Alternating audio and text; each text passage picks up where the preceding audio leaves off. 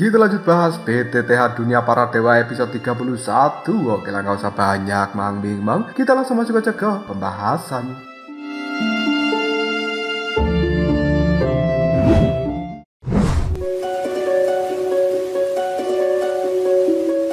Raut wajah Seoyeon terlihat cukup serius yang kemudian dia terdiam sejenak untuk memahami situasi-situasi yang terjadi sekarang. Meskipun Seoyeon tidak tahu apa yang berada di dalam buku kecil yang akan diberikan Haoran pada dirinya, tapi Seoyeon yakin bahwa benda itu pasti sangat penting dan ini merupakan rahasia tertinggi dari klan Iblis Darah yang tidak boleh diwariskan secara sembarangan. Detik berikutnya, Seoyeon pun menangkupkan kedua tangannya pada King Haoran sebagai ucapan terima kasih. Kakak King, kau telah memberikan teknik tahap Si kepada Xiaoqi dan junior ini sudah sangat berterima kasih tentang hal itu. Sedangkan untuk hal yang lainnya, mohon maaf, junior tidak bisa menerimanya. Ekspresi wajah King Haoran menegang ketika dia mendengar ucapan dari Seoyeon dan kemudian dengan tegas menimpali. Seoyeon, aku tahu tentang situasi garis keturunanmu. Fakta bahwa kau telah mempertaruhkan dirimu sendiri secara pribadi untuk mengantarkan token Iblis Darah dan juga cincin Iblis Darah padaku, itu adalah hal yang luar biasa. Bahkan kau tidak menyerahkannya pada anggota ras iblis yang lain atau menyimpannya untuk dirimu sendiri.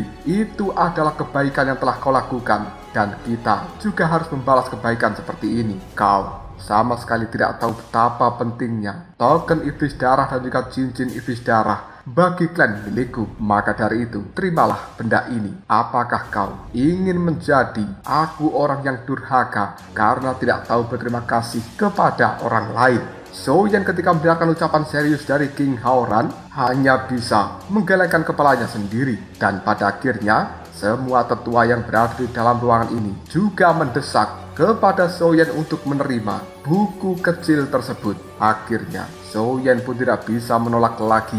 Dia mengambil buku kecil yang telah diberikan oleh King Haoran. Setelah dilihat-lihat, Seoyeon kini menemukan sebuah tulisan bernama Seni Roh Darah. Seoyeon yang penasaran langsung menggunakan kekuatan jiwanya dialirkan ke dalam buku kecil itu, yang kemudian di dalam benak Seoyeon telah muncul sebuah kata-kata. Seni Roh Darah adalah sebuah teknik budidaya jiwa yang mendekati level hampir tingkat sains.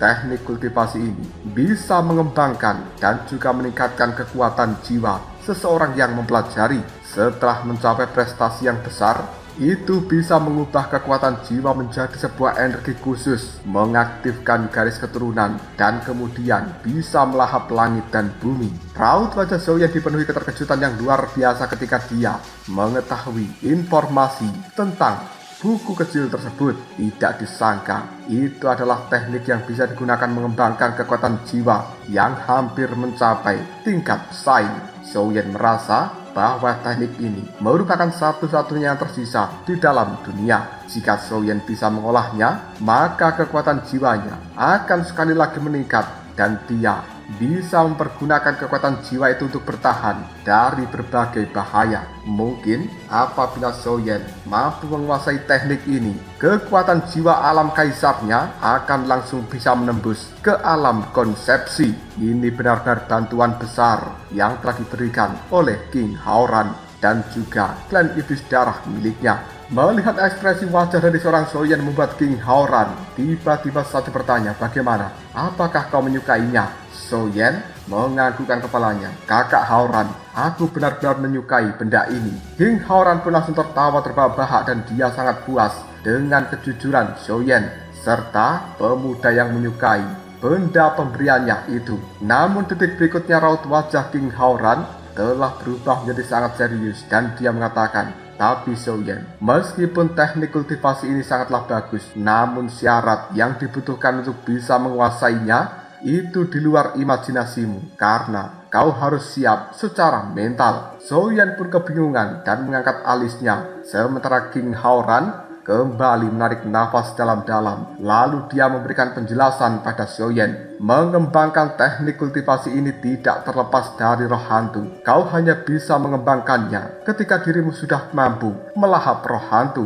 Ini adalah sesuatu yang sangat sulit. Bagaimanapun juga roh hantu tidak bisa didapatkan dengan cara yang bebas, meskipun orang itu menginginkannya. Bahkan aku saja baru melahap satu roh hantu sampai detik ini. Dan sayangnya, King Haoran menggelengkan kepalanya penuh penyesalan. Selanjutnya, dia tidak mengatakan apapun, lalu mengubah topik pembicaraan. Sudahlah, jangan bicarakan ini dulu. King Haoran kemudian mengambil cincin yang berwarna keemasan, lalu dia memberikan pada Xiaoyan sambil mengatakan, "Xiaoyan, terimalah. Cincin penyimpanan ini juga untukmu. Di dalamnya berisi sesuatu yang bisa meningkatkan kekuatanmu dengan cepat. Ambillah." Xiaoyan pun menerima cincin yang berwarna keemasan itu dengan raut wajah cukup penasaran. Lalu dia berkata, "Apa ini, Kakak Haoran?" King Haoran hanya bisa mengatakan, "Kau akan mengetahuinya setelah kau membuka cincin itu." Tanpa ragu-ragu lagi, Xiaoyan langsung melepaskan kekuatan jiwa untuk membuka cincin keemasan yang berada di hadapannya.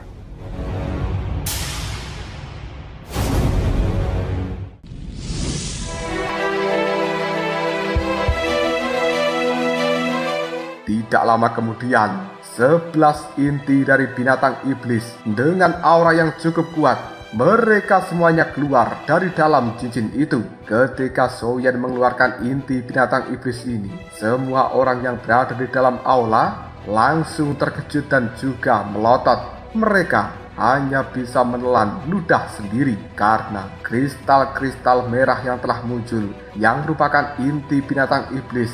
Sebenarnya semuanya adalah inti binatang yang sudah berada di bintang 5 Dodi. Xiaoyan menatap King Haoran dengan penuh penasaran dan juga keterkejutan.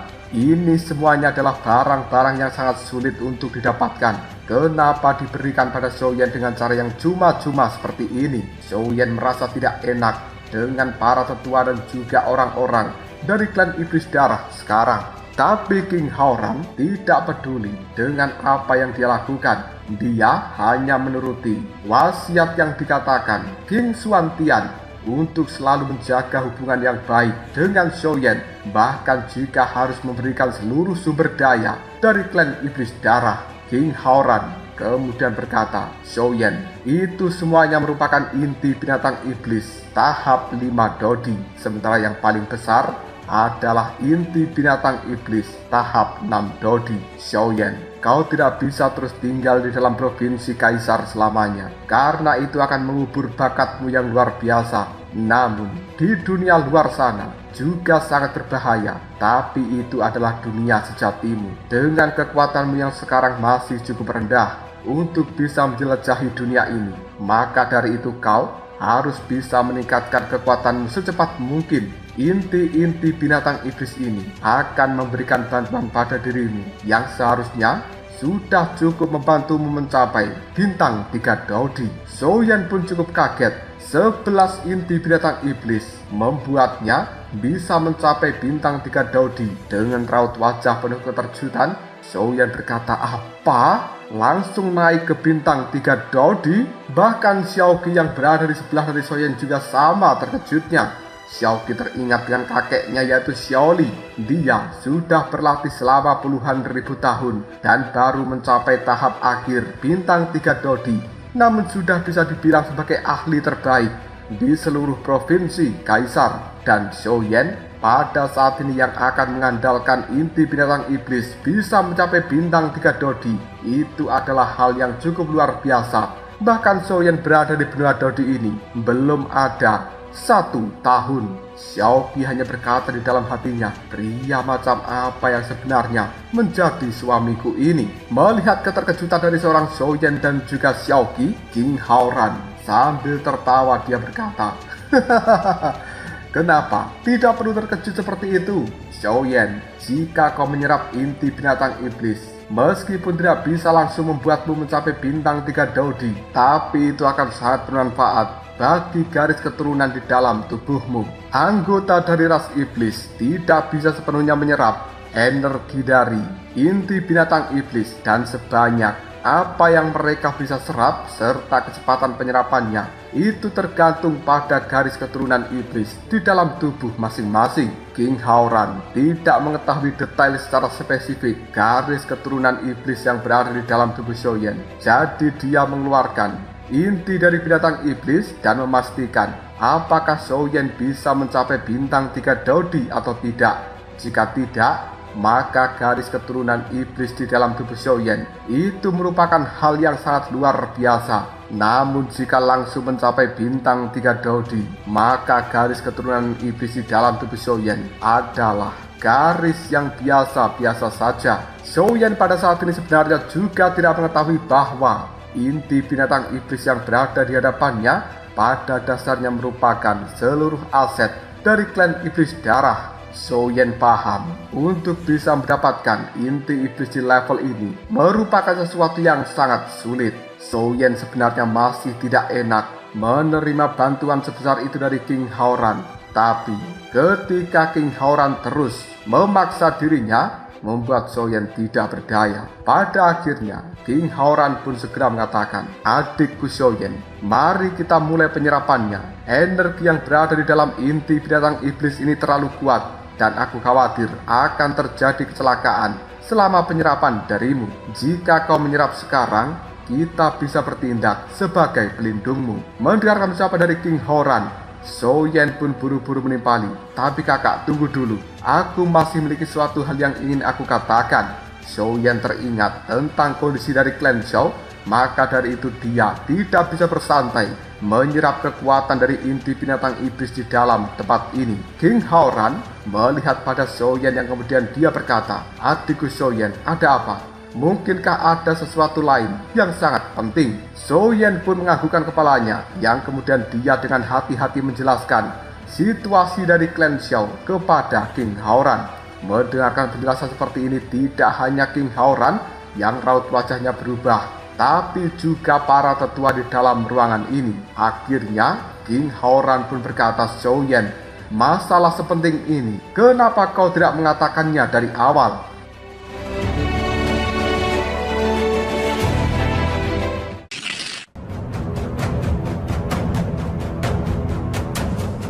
Xiaoyan pun menimpali, "Apakah kakak Hauran sejak awal memberikanku waktu untuk berbicara?" King Hauran hanya bisa menggelengkan kepalanya. Memang sejak awal dia tidak memberikan waktu bagi Xiaoyan untuk berbicara karena saking senangnya menerima token iblis darah. Selanjutnya pandangan mata dari King Hauran melihat pada para tetua dan juga kapten-kapten yang berada di dalam ruangan ini sambil berkata, "Semuanya dengarkan baik-baik. Mulai sekarang aku memberikan perintah. Tetua kedua, pimpinlah jalan bersama dengan tetua ketiga, tetua kelima, dan juga para kapten dari tim pertama, tim ketiga, tim kelima, dan juga tim ketujuh. Masing-masing bawa regu kalian. Lanjutkan perjalanan menuju klan Xiao yang berada di Provinsi Kaisar. Jika bertemu dengan anggota ras iblis yang lainnya, katakan pada mereka untuk tidak mengganggu klan Xiao dan suruh untuk pergi secepat mungkin. Cobalah untuk menghindari konflik yang tidak diinginkan. Cukup kendalikan saja tempat tersebut. Sementara aku akan secara pribadi menyusul belakangan." Apakah semuanya mengerti? Para tetua dan juga para kapten yang berada di dalam tempat ini langsung menimpali. "Mengerti, pemimpin." King Hauran kemudian berkata, "Jika begitu kalian semuanya jalankan perintahku, lindungi klan Xiao dan hindarkan dari masalah." Para tetua dan juga para kapten langsung berkata, "Siap pemimpin." Mereka pun akhirnya membubarkan diri dan keluar dari dalam aula pertemuan. Sekarang di dalam ruangan ini yang tersisa hanyalah King Mu'er, King Hauran, Xiaoyan, dan juga Xiaoqi. Selanjutnya pandangan mata King Hauran melihat ke arah Xiaoyan dan dia pun bertanya, "Xiaoyan, bagaimana sekarang? Apakah kau sudah lega?" Xiaoyan hanya bisa menganggukkan kepalanya dan berterima kasih banyak atas bantuan dari King Hauran. Selanjutnya, King Hauran kemudian mengatakan, "Jika begitu mari kita mulai penyerapan dari inti binatang iblis karena masalahmu sudah diselesaikan." Tanpa ragu lagi King Hauran melambaikan telapak tangannya yang kemudian membentuk sebuah formasi tertentu di lantai dari tempat ini. Lalu 11 inti monster ditempatkan pada formasi itu. Energi yang cukup luar biasa mengalir satu sama lain dari inti-inti monster tersebut menuju bagian tengah dari formasi yang berbentuk lingkaran. Dan kemudian King Haoran pun berkata, "Adikku Xiaoyan, kau cukup duduk di tengah-tengah formasi itu. Dengan cara ini kau bisa menyerap seluruh kekuatan dari inti binatang iblis itu secara bersamaan tanpa harus berhenti, dan juga mengganti setiap inti binatang iblis kehilangan energinya. Adikku Xiaoyan, hanya ini bantuan yang bisa kuberikan pada dirimu. Untuk selanjutnya aku hanya bisa berdoa, semoga kau sukses." Xiaoyan menganggukkan kepalanya dan tanpa ragu dia berjalan menuju ke tengah-tengah formasi yang berwarna merah. Lalu dia duduk bersila sambil memejamkan matanya. Tidak lama kemudian kabut-kabut merah langsung menyelimuti tubuh dari Xiaoyan berputar-putar yang kemudian siap diserap masuk ke dalam tubuhnya. Meskipun Xiaoyan mengetahui bahwa energi ini sudah cukup murni, tapi dia tidak ingin gegabah. Xiaoyan pun mengaktifkan kekuatan api suci kekacauan di dalam tubuhnya untuk memurnikan kabut-kabut merah itu yang kemudian segera diserap masuk ke dalam tubuhnya. Aliran energi yang luar biasa ini telah meresap ke dalam tubuh Xiaoyan, menjalar di setiap bagian tubuhnya yang kemudian Xiaoyan bisa merasakan peningkatan kekuatan yang luar biasa cepatnya.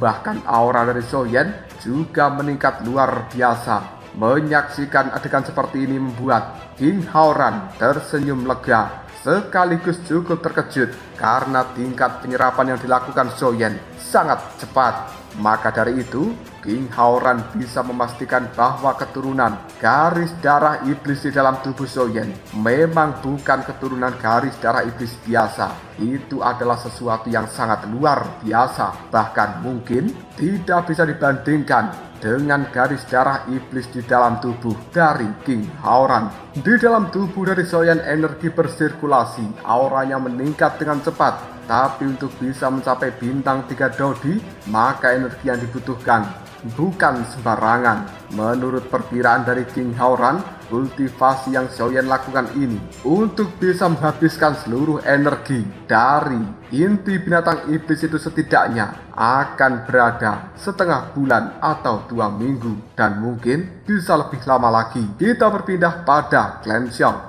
Tempat itu tiba-tiba saja muncul celah spasial di langit yang merupakan sebuah pusaran teleportasi. Puluhan sosok yang menggunakan jubah berwarna merah, mereka telah muncul di dalam Clan Xiao. Detik berikutnya terdengar suara teriakan dari Clan Xiao ini. Siapa yang berani datang untuk mengganggu Clan Xiao? Sekarang situasi di dalam Clan Xiao jauh dari kata damai. Ketenangan yang dulu ada sudah lenyap tanpa jejak, dan penduduk yang berada di dalam Clan Xiao juga telah menjadi sangat sedikit semenjak insiden yang dilakukan 5 orang berjubah hitam.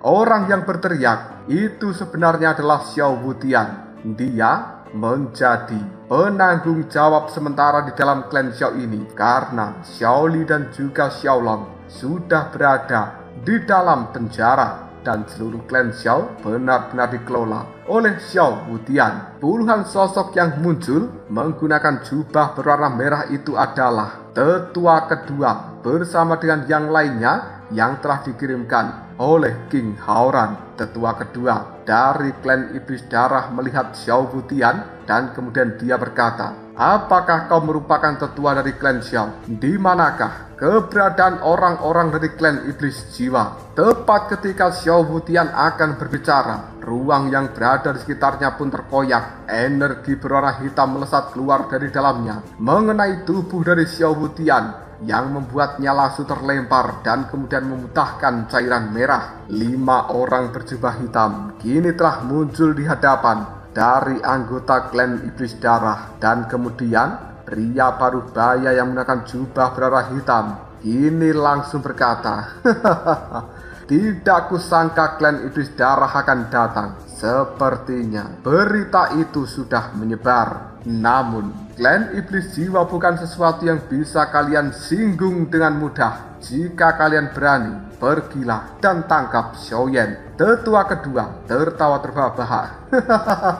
Apa yang kau katakan? Xiaoyan saat ini merupakan tamu dari klan iblis darahku, dan barang yang kau cari sudah berada di tangan kami. Pria parubaya berjubah hitam itu, raut wajahnya berubah menjadi sangat serius. Lalu dia mengatakan, "Apa? Mungkinkah maksudmu adalah token iblis darah?" Tetua kedua hanya tersenyum, tidak mengatakan apapun. Sementara pria parubaya berjubah hitam menjadi lebih penasaran lagi. Detik berikutnya, tetua parubaya berjubah hitam itu langsung mengatakan, "Omong kosong, tunjukkan token iblis darah itu padaku, dan aku akan langsung percaya pada dirimu. Namun jika kau tidak bisa menunjukkannya, maka aku akan menganggap bahwa kau hanya mencoba menipu kita semuanya. Hingga saat ini belum tahu siapa yang akan mendapatkan token iblis darah." Tetua kedua dari klan iblis darah hanya bisa menggelengkan kepalanya melihat sikap dari pria parubaya berjubah hitam ini.